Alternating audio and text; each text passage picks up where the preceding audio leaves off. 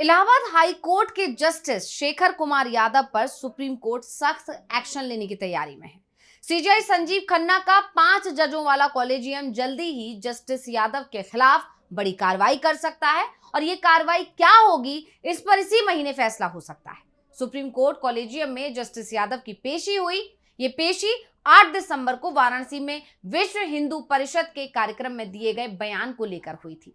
Supreme court ने media report पर संज्ञान लेते हुए जस्टिस यादव को पेश होने का नोटिस दिया था, जिसके बाद जस्टिस यादव सुप्रीम कोर्ट के कॉलेजियम के सामने पेश हुए। करीब 45 मिनट तक जस्टिस यादव ने अपनी बात रखी। कॉलेजियम में शामिल जजों की तरफ से उनसे सवाल भी किए गए। तो अपनी सफाई में जस्टिस यादव ने क्या कुछ कहा और कॉलेजियम की क्या की टिप्पणी, इसी पर आज हम अपनी स्पेशल रिपोर्ट में करेंगे बात। नमस्कार, मैं हूं अंशिता। 8 दिसंबर को विश्व हिंदू परिषद के कार्यक्रम में कथित तौर पर विवादित बयान देने का आरोप जस्टिस यादव पर लगा था। इस मामले में 10 दिसंबर को सुप्रीम कोर्ट के कॉलेजियम ने जस्टिस यादव को नोटिस भेजकर उन्हें पेश होने के लिए कहा था। कॉलेजियम के नोटिस पर जस्टिस यादव पेश हुए और अपनी सफाई भी दी। अब बताया जा रहा है कि अपनी सफाई में जस्टिस यादव ने अपने बयान का संदर्भ ना समझे जाने की बात कही। उन्होंने मीडिया में उनके बयान के चुनिंदा अंश को तोड़ मरोड़ कर पेश किए जाने के आरोप भी लगाए हैं। Allahabad high court bar association के सभागार में दिए गए भाषण पर भी उन्होंने कहा कि उनके भाषण को पूरे संदर्भ में नहीं समझा गया। भाषण के कुछ हिस्सों को उठाकर विवाद पैदा किया गया है। वहीं चीफ जस्टिस संजीव खन्ना के नेतृत्व वाली कॉलेजियम ने जस्टिस यादव को उनके बयान पर सख्त नसीहत दी। कॉलेजियम ने जस्टिस यादव को याद दिलाया कि जज का कोई बयान निजी नहीं होता है, संवैधानिक मानदंडों के हिसाब से ही अपनी बात रखनी चाहिए। सुप्रीम कोर्ट कॉलेजियम में सीजीआई के अलावा justice BR Gavai, justice Suryakant, justice Rishikesh Roy और जस्टिस S ओक शामिल हैं। इन सभी ने इलाहाबाद हाईकोर्ट के जस्टिस शेखर यादव की सफाई को गंभीरता से सुना। दावा किया जा रहा है कि जस्टिस यादव की सफाई से कॉलेजियम संतुष्ट नहीं है और वो जस्टिस यादव पर कोई एक्शन ले सकता है, लेकिन ये एक्शन क्या होगा इसकी तस्वीर अभी भी साफ नहीं है। कहा जा रहा है कि जस्टिस यादव का ट्रांसफर किसी दूसरे हाईकोर्ट में किया जा सकता है। सुप्रीम कोर्ट जस्टिस यादव के न्यायिक कार्य पर रोक भी लगा सकता है। इलाहाबाद हाई कोर्ट में उनकी बेंच पहले ही बदली जा चुकी है। ऐसे में कहा जा रहा है कि अगर सुप्रीम कोर्ट जस्टिस यादव के न्यायिक कार्य पर रोक लगाता है तो उनके सामने इस्तीफा देने के अलावा ज्यादा विकल्प नहीं बचेंगे। वैसे यह भी दावा किया जा रहा है कि सुप्रीम कोर्ट जस्टिस यादव पर महाभियोग की प्रक्रिया शुरू करने की सिफारिश भी कर सकता है। दरअसल कॉलेजियम के पास सुप्रीम कोर्ट और हाई कोर्ट के जज की नियुक्ति का अधिकार तो होता है, लेकिन वो किसी भी जज को हटा नहीं सकता और ना ही इसकी सिफारिश ही कर सकता है। जज को हटाने का अधिकार सिर्फ संसद के पास है।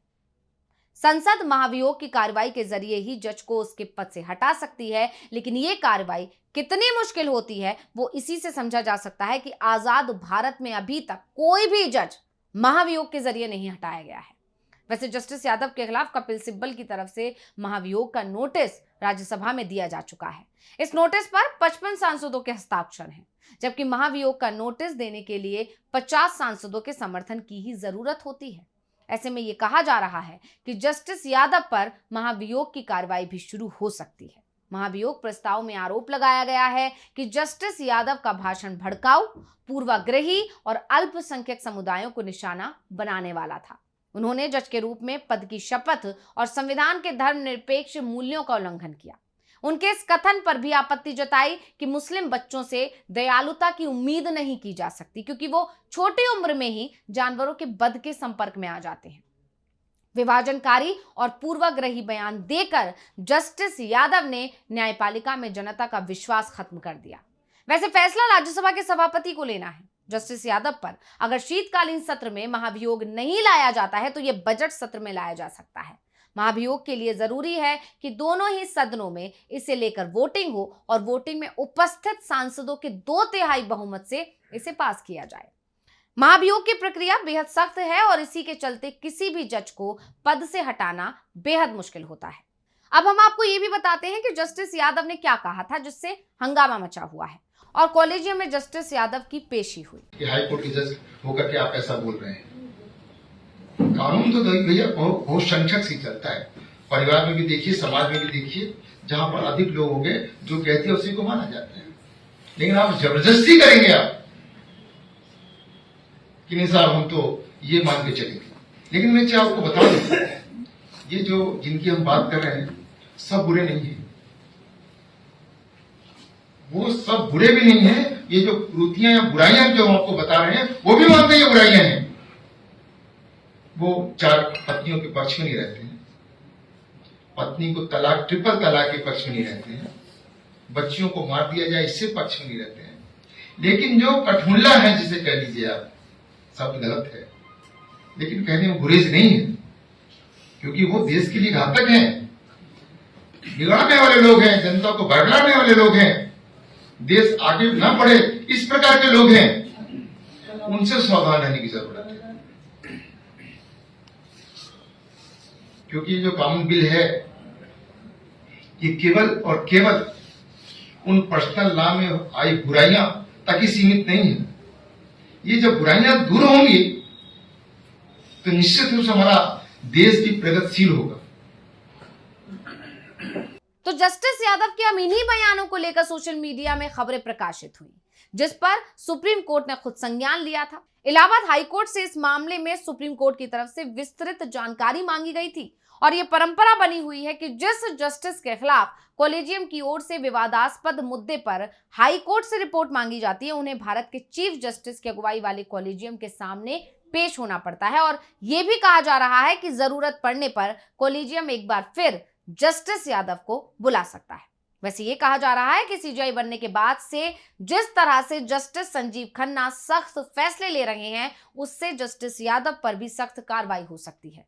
और इस बीच सीजीआई की तरफ से एक बात साफ कर दी गई है कि हाई कोर्ट या सुप्रीम कोर्ट के जज का पद संवैधानिक पद होता है।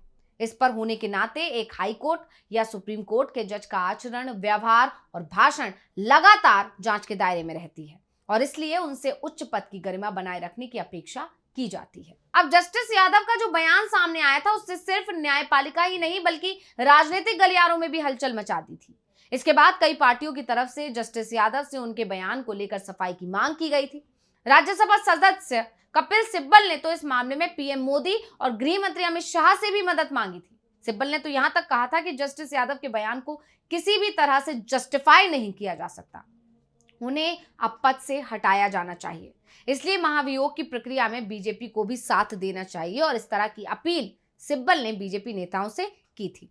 सिब्बल ने कहा था कि किसी भी जज की भाषा ऐसी नहीं होनी चाहिए जो जस्टिस यादव ने इस्तेमाल की थी। और अब जस्टिस यादव का जो ये विवादित बयान वाला मामला है सुप्रीम कोर्ट पहुंचा, कॉलेजियम में पेशी हुई और वहां पर भी जस्टिस यादव का ये कहना है कि उनके बयान को तोड़ मड़ोड़ कर पेश किया गया है। उनका ऐसा बिल्कुल भी मतलब नहीं था जैसा कि बताया जा रहा है या जैसा कि फैलाया जा रहा है। अब ये देखना होगा कि जस्टिस खन्ना, जिन्होंने अभी अभी पदभार संभाला है और जब से पदभार संभाला है तब से एक के बाद एक उनके फैसले, उनकी टिप्पणियां जनता का सुप्रीम कोर्ट में, न्यायालय में, न्याय प्रक्रिया में भरोसा बढ़ा रहे हैं। ऐसे में जो ये हाई कोर्ट के जज हैं यादव, इन पर क्या फैसला लेता है सुप्रीम कोर्ट, क्या एक्शन लिया जाता है इनके खिलाफ सुप्रीम कोर्ट की तरफ से या संजीव खन्ना की तरफ से, ये देखने वाली बात होगी। ये रिपोर्ट आपको कैसी लगी हमें कमेंट करके अपनी राय जरूर दीजिएगा। इसी के साथ मुझे दीजिए इजाजत। देखते रहिए डीवी लाइव। नमस्कार।